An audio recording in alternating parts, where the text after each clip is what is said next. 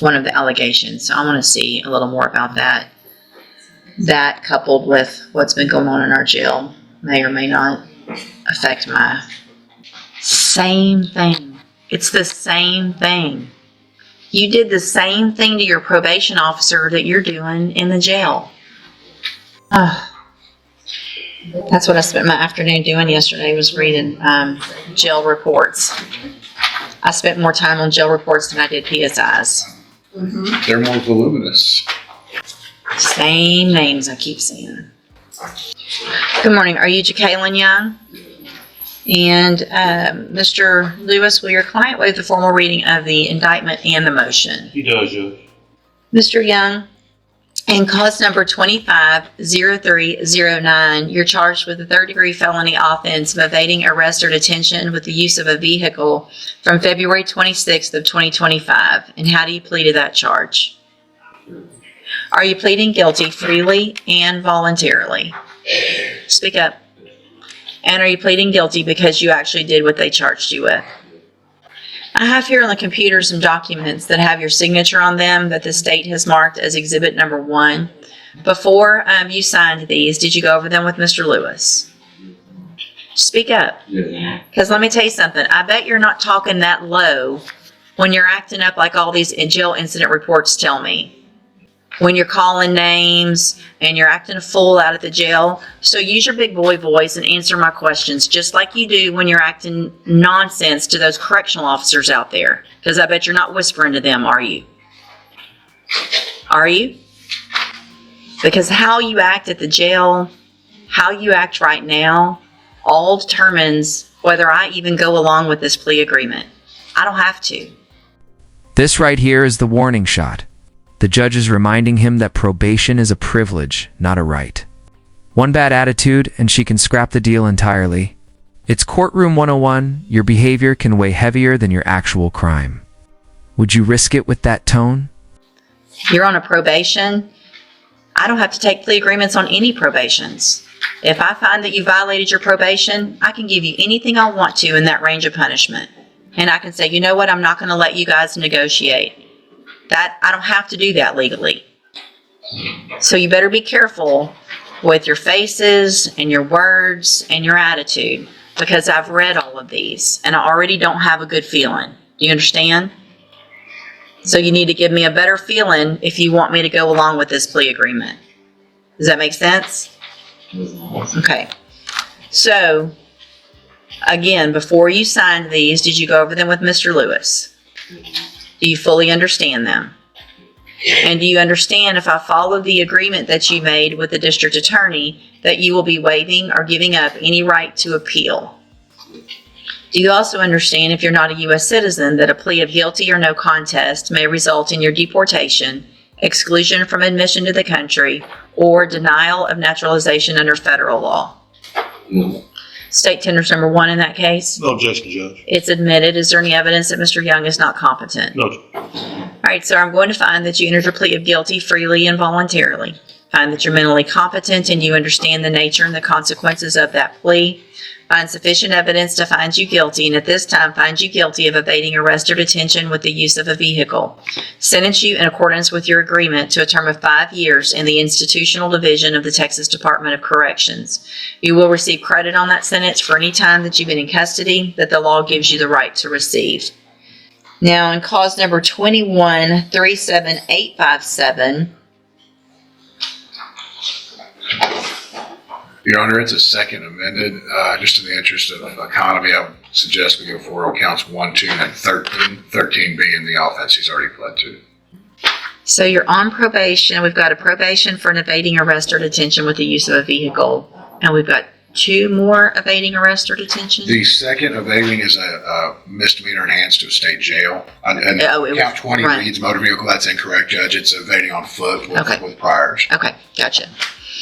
So this shows that you were placed on probation August 29th of 2022 for evading with a vehicle, and that was a 10-year sentence in prison that was probated for 5 years. Is that correct? And the state's elected to proceed on counts 1, 2, and 13. Count 1 alleges that you failed to report as directed to the probation department on October 2nd of 2024. And is that true or not true? Count 2 alleges that you failed to work faithfully at suitable employment and provide verification of that. And is that true or not true?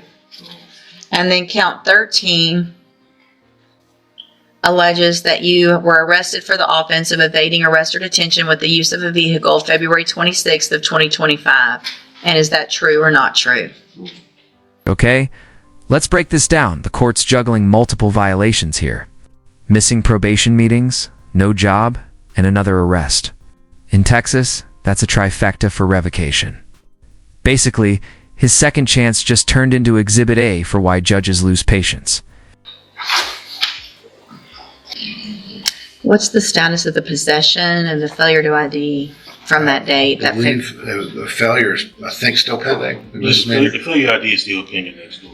And examining the probable cause affidavit from that date, I don't see that there would be a possession charge, Your Honor. Okay. Let me look at something real quick. What I'm looking at, just so that you know, I'm trying to go back and find which administrative hearing talks about the allegation of his behavior to, it looks like there was something that happened with probation. One of the allegations. So I want to see a little more about that. That coupled with what's been going on in our jail may or may not affect my same thing. It's the same thing. You did the same thing to your probation officer that you're doing in the jail. Do you really think that your probation officer is going to go on a date with you? Do you really think that a correctional officer is going to go, yeah, when you get out of jail, you're the guy I want to date? You got in trouble for saying and talking like that to your probation officer, and now you're doing it when you're in jail. Curse loudly about the work you had to do for your community service, calling it slavery. 8 years. Just like that. The plea deal jumped from 5 to 8 because of bad jail behavior. Think about it. Not a new crime, not a new case, just attitude. Every word, every smirk, every complaint in jail. It all came back to haunt him. You think community service is slavery? Do you think that? It's the same I'm not taking 5 on the MCRP. I've already taken 5 on the other. Y'all can renegotiate or you can let me do it. So I'll hold everything right now. Y'all go visit some more, but that's the same behavior. We're not gonna reward that. All right, y'all go visit. I'll hold it instead of resetting it. I'll keep this paperwork, but I can make a modification if you come up with something different, but I'm not going to do that. All right, so we are back on the record in cause number 21-37857. And again, you're Jacqueline Young, right? And in that case, which is the motion to revoke probation, Mr. Young had entered pleas of true to counts 1, 2, and 13. There was an agreement for 5 years in the institutional division, which I said I would not accept. Have you guys had an opportunity to visit? We have, Judge. And what is the new agreement is 8 years TDC. All right, I'll take that.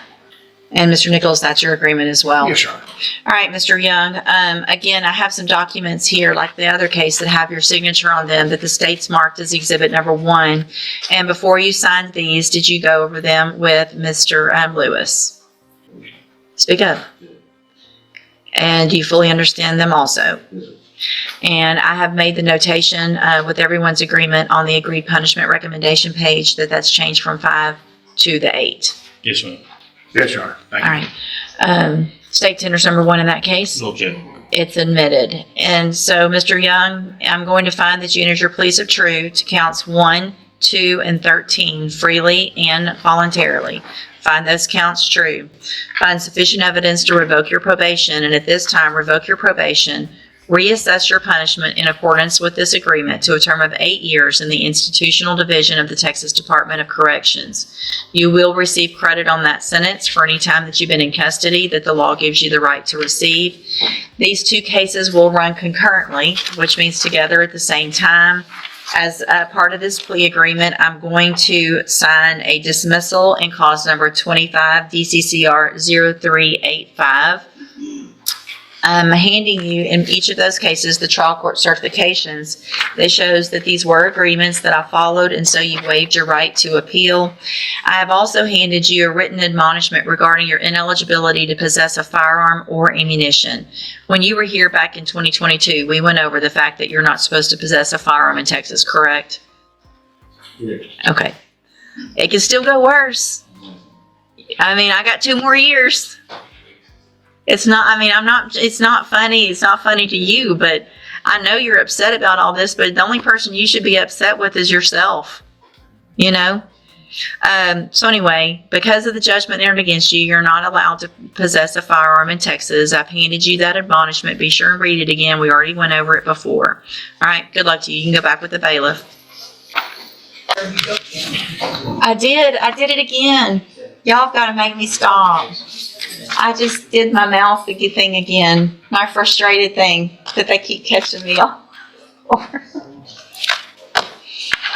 I can't help it.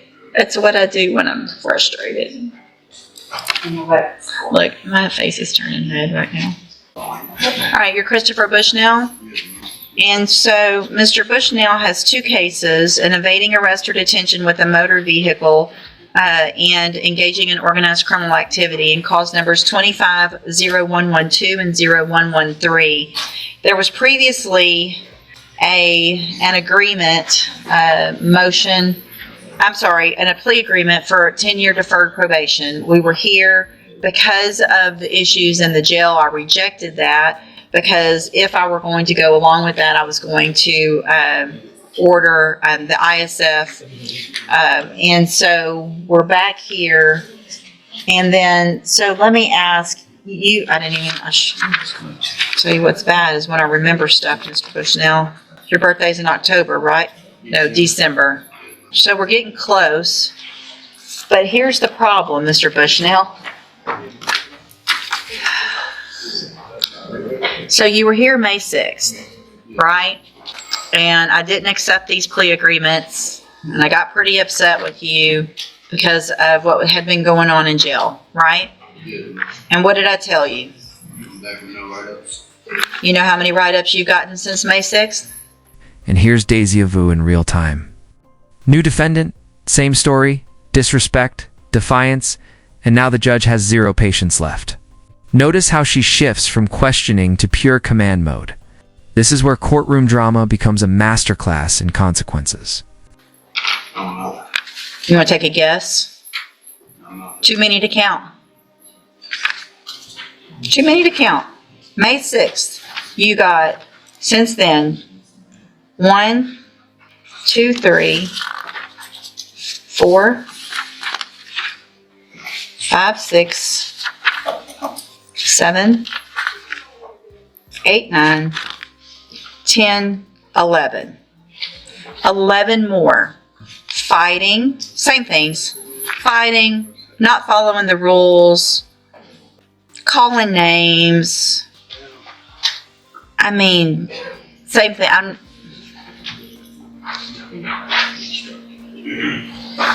You don't like following rules, do you? I do. You do? Well, what part of calling a correctional officer the names that you've been calling is appropriate? It's not. It's not. So why would you keep doing it after I told you? I told you, go just be good for a month. 1 month, be good, follow the rules. And it's one thing if you've got another inmate running up on you fighting and that was your excuse. But it's not. I'm not accepting any plea agreements. If the jury wants to see all this and give you probation after that, that's going to be up to them. I'm not doing it. Go back with the bailiff. We'll set your case for, well, let me do this. Ms. Holmes has been appointed as your attorney, and she's one of the attorneys who handles a lot of cases for me as a court-appointed attorney. What I can do is release her and appoint a new attorney who can begin preparation for trial. Do you want me to do that? Or do you want to keep Ms. Holmes? All right, Ms. Holmes, get ready for trial. And let me tell you what you're doing. You're making her job hard. She's trying to help you. I wanted to try to help you. If you came in today and didn't have all this nonsense, I'm looking at it over and over, calling them the B word, not doing what you're supposed to, saying, I don't care, write me up, I don't care. If you don't care, then I don't care. Because I tried last time and we had this conversation. So your case is going on the trial docket, and again, we'll let a jury decide what to do with you. Go back with the bailiff.